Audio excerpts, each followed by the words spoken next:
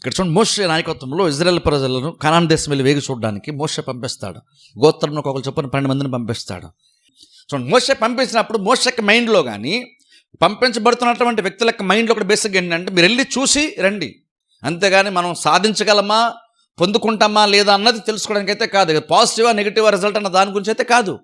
ఇంతకీ చూసి వచ్చిన తర్వాత వాళ్ళ రియాక్షన్ ఏంటి, వాళ్ళ స్పందన ఏంటి అంటే, ఆ 12 మందిలో 10 మంది ఏమన్నారంటే మనం ఆ దేశాన్ని స్వతంత్రించుకోవడం సాధ్యమే కాదు, ఎందుకంటే ఆ దేశంలో ఉన్నటువంటి వాళ్ళందరూ కూడా ఉన్నత దేహులు అన్నారు.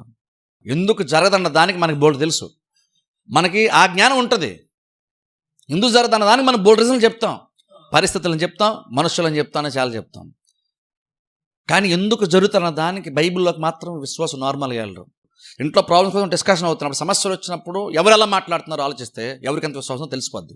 వాళ్ళ విశ్వాసంగా ఉన్నారు 10 మంది అన్న విషయాన్ని తెలిసింది. వాళ్ళు చెప్పిన చెడ్డ సమాచారం వాళ్ళు ఏమంటే ఎందుకు అవుతుంది మన వల్ల, అది అవ్వదు, మనకు అవ్వదు అన్నది వీళ్ళు మాట్లాడుతున్నమాట. అప్పుడు యెహోషువ బట్టలు చింపుకున్నారు.